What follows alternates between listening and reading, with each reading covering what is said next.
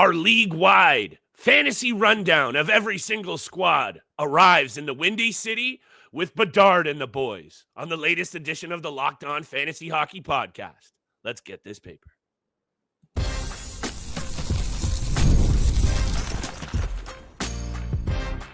You're Locked On Fantasy Hockey, your daily podcast on fantasy hockey. Part of the Locked On Podcast Network, your team every day. Offseason preparation for the upcoming draft campaign in the fantasy hockey world is already knee-deep on your daily source for all of the fantasy hockey news that you need. It's the Locked On Fantasy Hockey Podcast. Shout out to the everydayers holding us down, making us your first listen every single day, even throughout the postseason and summer. Steele and I are here every single day until that cup gets lifted, and even through the dog days of the summer, we'll be here as well to make sure you're ready to get that loot. Come September, let's get after it on today's episode, Steele. We arrive in the Windy City. We're going NHL wide, baby.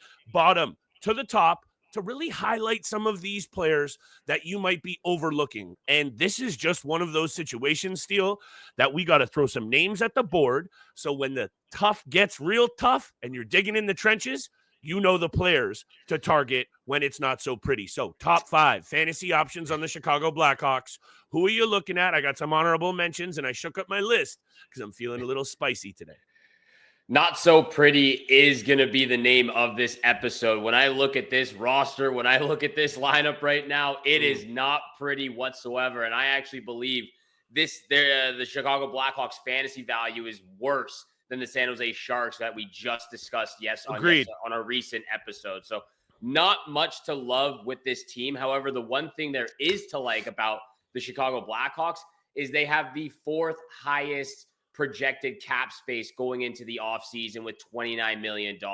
They don't have a lot of players under long-term contracts. This is a good opportunity to bring in some guys from some unrestricted free agents at free agency in the offseason. We've talked about, or at least I've talked about, Mitch Marner potentially being a target of the Blackhawks, pairing him up with Connor Bedard. So this top 5 is going to change real quickly when July 1st comes around, based on who Chicago goes after in free agency. But at number 5, I have Teuvo Teravainen. Again, this is currently who's rostered on the team. Number 5 on the list, a guy who has put up 76 points in the past, has put up 63 points in the past.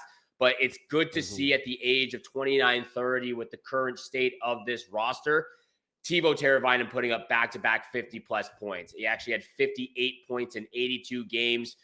Again, this is not a guy you're going after in categorical formats. This is really not a guy that you're going after whatsoever. There was only 2 players on Chicago's team that were above 20% rostered on Yahoo all season long, and that was Connor Bedard and Ryan Donato. So Teuvo Teravainen, he was at 20% at the end of the season, only 27 hits, 29 blocks, 111 shots. It's just not good enough. This, for me, is a streamer. You're not drafting him. You're picking him up on a week-to-week basis. The Chicago Blackhawks have a really advantageous schedule, maybe they play 4 games that week. For me, Teravainen is not a guy I'm drafting, but it's good to see back-to-back seasons of 50-plus points. And he's the perfect option on the stream side of things if you're looking for that little bit of offensive bump. And you know what?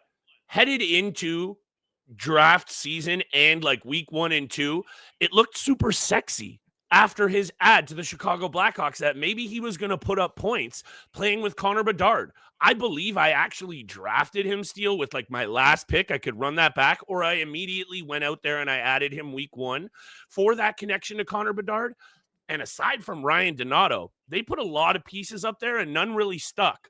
So we'll talk about Ryan Donato in a second, but it was kind of intriguing that happened, especially when he does have that offensive flair. So Teravainen, perfectly described by you. I got him at 5 as well.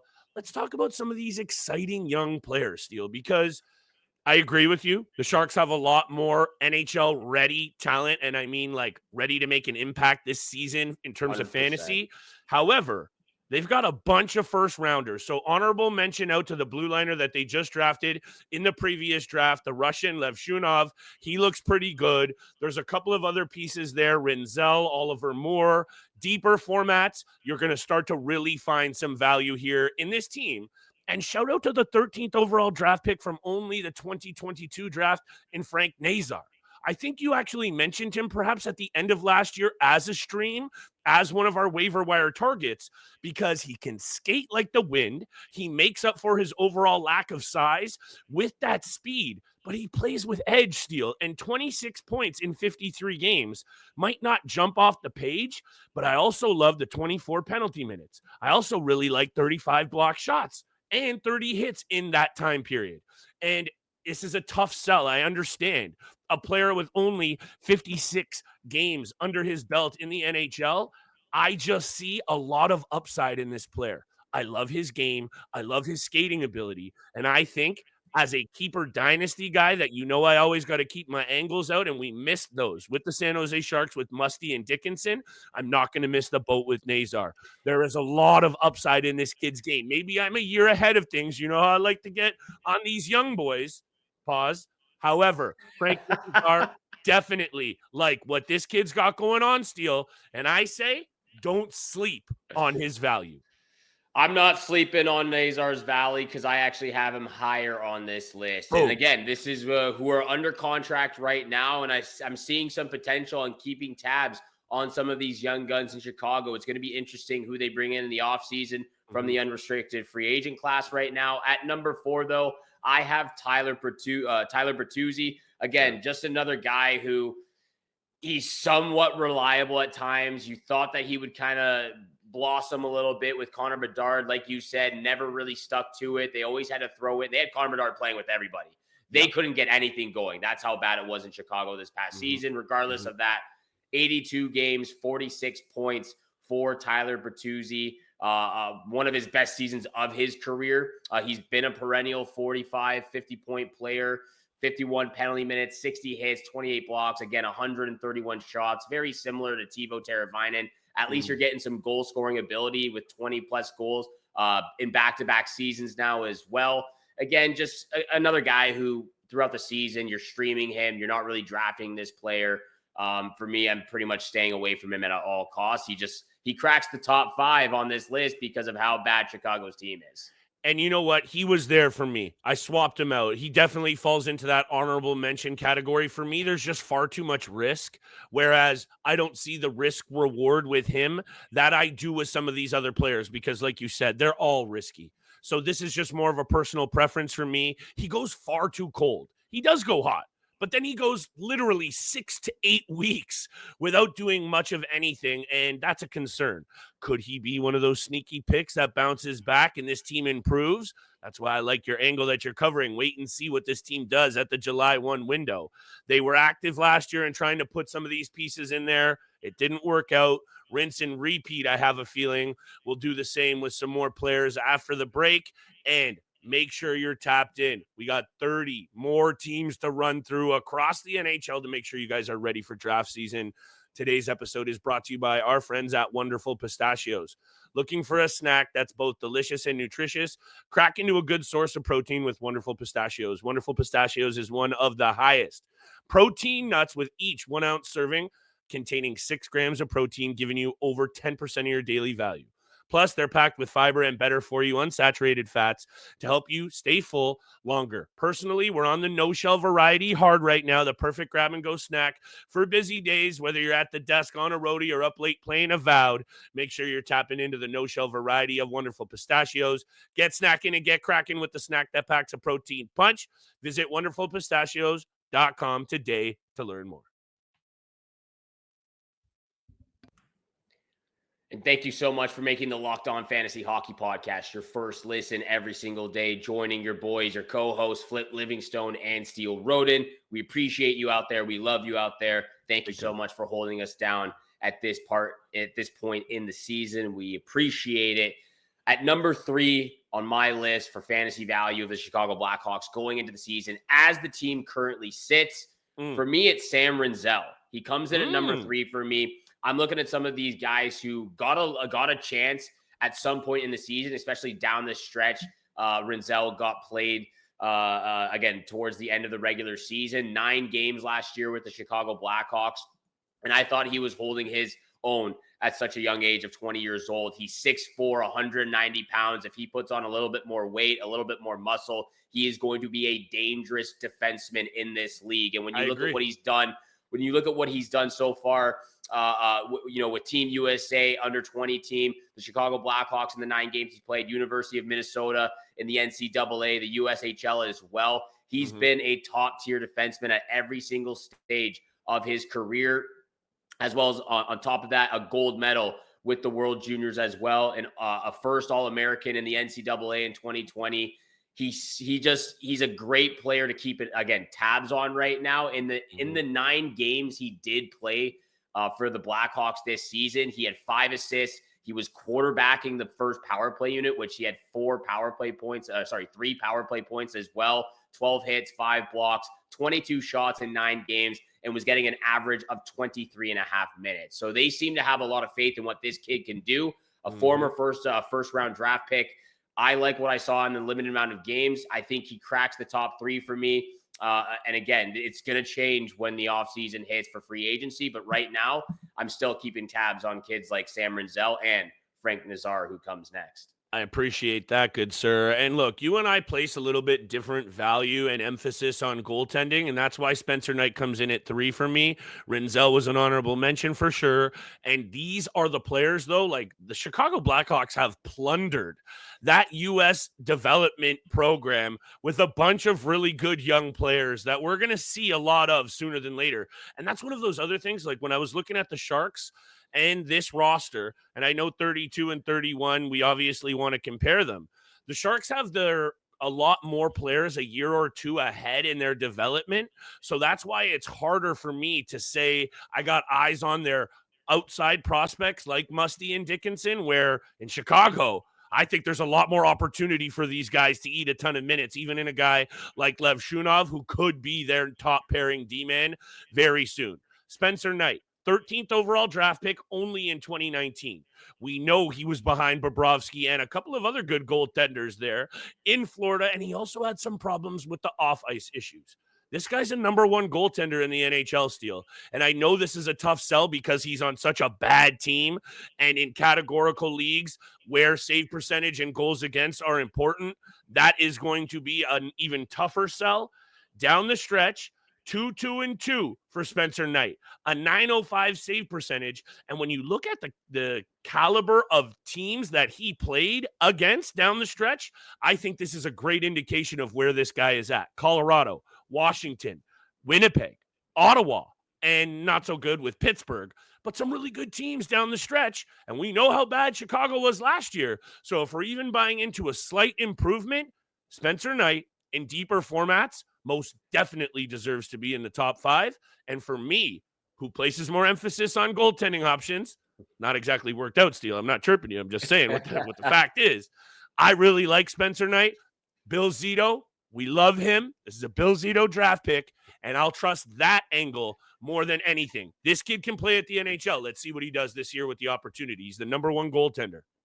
I love how fired up you are, and I love the enthusiasm and standing behind Spencer Knight, but I have to completely disagree with you on this one. He doesn't crack the top 5 for me. It doesn't change. In my opinion, he is not a number 1 goaltender. The backup goaltender, either Arvid Soderblom or who's under contract, Laurent Brossoit, those 2 guys can easily come in and take that blue paint from Spencer Knight. I don't care how good he was or somewhat how good he was down the stretch. He still finished with an .893 save percentage and a 3.1 goals against average in the 15 games he played in Chicago. On the season, including Florida, he finished with a .901 save percentage, but they got a better blue line in front of him. No doubt. He still struggled in between the 2 pipes. He doesn't crack the top 5 for me. I personally just don't think he even falls into the 0G strategy. Again, he could easily make the top 5 when July 1st and July 2nd come around. What happens with the Chicago Blackhawks free agency, who they bring in this offseason, that completely changes. That could completely change my opinion on Spencer Knight. But as it is right now, He doesn't make the top 5. At number 2 for me, you spoke about him at number 4. I have Frank Nazar, a guy who for the most part of his entire professional hockey career has been a point per game player. And you look at some of the accolades he's already got on his mantle: a gold medal at the World Juniors under 20, a gold medal at the World Championships this summer where he put up 12 points. 12 points in 10 games. Again, an NCAA championship, a silver medal in the U18 World Juniors as well. He's already accomplished so much in his professional hockey career. And now he got a first crack at the NHL level, 53 games, had 26 points. Again, cracked the top power play unit at times as well. A guy who, like you said, uses his speed to his advantage, his hockey Great IQ skater. when he's skating through the neutral zone. And 1 second while I bring up this, he was only getting just under 16 minutes of average ice time. I like what I saw from both those young guys, the one on the blue line in Rinzel, the one up top in Nazar, 2 young prospects to keep tabs on going into next season. And to be clear, are you not bringing up Ryan Donato because you're not buying into him repeating any value, or are you just counting into him being probably one of those UFAs that goes elsewhere because he is an unrestricted free agent? But if we're doing it as we stand, which we are, I think Donato's got to be on the top 5, not only because he scored a team-leading 31 goals and followed it up with 31 assists, and I understand those are both career highs by far. He showed a lot of chemistry with Connor Bedard, and I might see them actually re-signing this player. And if that's the case, because if he goes elsewhere, I'm really concerned about what that means because of the track record. But he's proven now in just this one season that him and Bedard do play well together. So for me, he definitely right now makes the top 5, and he comes in at 2 because not only did he show he can score goals, he shows that he can produce points. 182 shots, 41 penalty minutes. Those blow what I think Nazar is going to do out of the water for now. So for me, he's got to be ahead of Nazar 100%. However, if he goes to a team where we don't know where he plays, or he becomes a third line piece where right now he's a first line piece, then he doesn't make the top 5 at all. But I'm curious as to why. I haven't heard Donato out of your mouth yet, or am I confused? No, he doesn't make the top 5. Got and it. like I said off the top of the episode, I'm looking at guys who are currently under contract right now. They have to be currently under contract. He's under contract till July 1. Ryan Donato is an unrestricted free agent. He is actually not under contract as the season ended for them mid-April, so he is not a part of the Chicago Blackhawks organization. He's not there. He's not under contract. He doesn't make the top 5 list. However, if he was back in Chicago, of course he makes the top 3. He probably comes in at number 2 as well. But at the same time, I don't expect him to go back and put up 30-plus goals, 60-plus points. I think he's more of a 45-point player, so he would still crack the top 5, most likely 2, again, depending on what happens in the free agent class this offseason in July. When we come back after the break, though, you can explain more on Ryan Donato, why you think he's going to be back in Chicago, as well as, of course, the number 1 guy, Connor Bedard, comes in at number 1, the fantasy hockey value that lives and breathes in the Blackhawks organization, coming up next.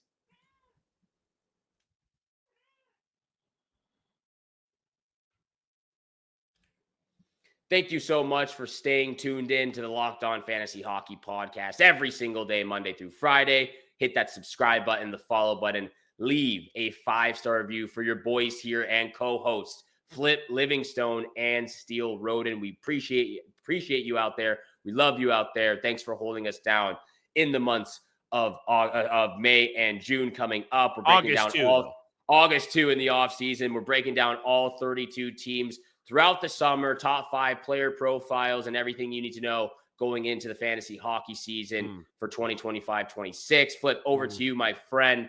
Connor Bedard, do you want to continue on Ryan Donato or get to the bread and butter here, the number 1 guy, Connor Bedard? Yeah, Ryan Donato's boring when we're talking about Connor Bedard next. And I just wanted to throw this interesting little caveat out there, Steele. And I'm not going to compare Connor Bedard and Connor McDavid ever again, but just for the sake of the pressure that Connor Bedard has been under this year as a highly touted first overall superstar, I just want to throw a little food for thought at the board. Through the same two first seasons, 127 games for McDavid and 148 games played for Connor Bedard, because we know Connor McDavid was banged up in that first year. The difference in points, Connor McDavid has only, let me just confirm this. Well, I better double check because now I'm really trying to make a point. Triple check at this point. 19 more points than Connor Bedard. Is the projection of their careers going to continue the same? No, but I would just implore people's patience on this one, because everyone's starting to say he's not going to live up to the hype, and I understand how high he was drafted. I don't have the ADP up for Bedard, but you and I know that that was a very sexy piece headed into draft season, and I think people just need to understand that the ceiling and the ability is still very much there. So, and when you compare him to Connor McDavid in this sense, to the start of their career, same ages too, that he really has been pretty good, all things considered, especially because that Chicago Blackhawks team is way worse than what Edmonton was working with during the first 2 years of Connor McDavid. So the main point I'm trying to say here is, Steele, I think that this player is someone that you don't want to let slip. We always talk about reaching, and you don't want to reach. I don't want to pass over Connor Bedard this season because I think he's heard the chirps, and I think he's ready to go. And I think you've mentioned it 4 or 5 times now. What this team does in the offseason window is going to boost this guy's value even more. So if we expect him to be as busy as we think, Connor Bedard, Connor McDavid, interestingly close production numbers, and peripherally, Steele, Connor Bedard's fantasy value much higher, way more hits, way more block shots. So don't sleep on Connor Bedard this season. Not like we would. I'm just saying, don't let him pass you by. He's the only guy on this list that even gets that cracks the top 4 rounds in the fantasy hockey drafts. His ADP top 10 probably. His ADP was 31.2, so he was getting drafted in the middle of the 3rd round. His pre-rank on Yahoo was 37. He finished the season with a rank of 36. So very accurate for what he did. 23 goals, 44 assists. He actually gets a lot of penalty minutes, had 70 penalty minutes this past season, exactly. 29 power play points, had 5 game-winning goals, 195 shots, 47 hits, and 37 blocks. So you actually really like the peripheral categories, the peripheral statistics that Connor Bedard put up this season in 82 games. Again, back-to-back 60-plus points. He's improved by 6. But again, he also missed 12 games in his rookie year. 14 games in his rookie season.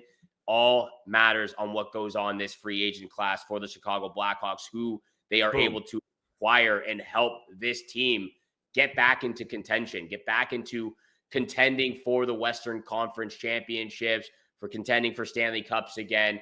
Right. You don't want to waste the prime or the young stages of a guy like Connor Bedard's career right now. They have a really good window this offseason with just under $30 million in cap space and a lot of pretty good unrestricted free agents going into July 1st. Connor Bedard at number 1. Also very intriguing, this team had the 7th best power play this year, Steele. So if they can even bottle a little bit of that and transfer it till next season with some of these young players taking a step and hopefully a bolstered lineup, maybe there's even more value to be had. Hashtag Spencer Knight. Spencer Knight fan club over here on the Locked On Fantasy Hockey Podcast. At least one of us anyways. If it's not Spencer Knight, it's the Blue and White podcast here. Rangers, Maple Leafs, whatever you want. Thank you so much for making the Locked On Fantasy Hockey Podcast your first listen every single day. Make sure for your second listen, though, you go check out the all-new Locked On NHL Game Night. Every game, every night, until a Stanley Cup champion is crowned. You can get local analysis on a national scale. Find NHL Game Night on Locked On NHL on YouTube or wherever you listen to your podcast. From your co-hosts and boys here on Locked On Fantasy Hockey, Flip Livingstone and Steele Roden, we wish you good luck with your bets, if you have any, your favorite teams in the postseason, and we shall see you back here again tomorrow. For the Nashville Predators.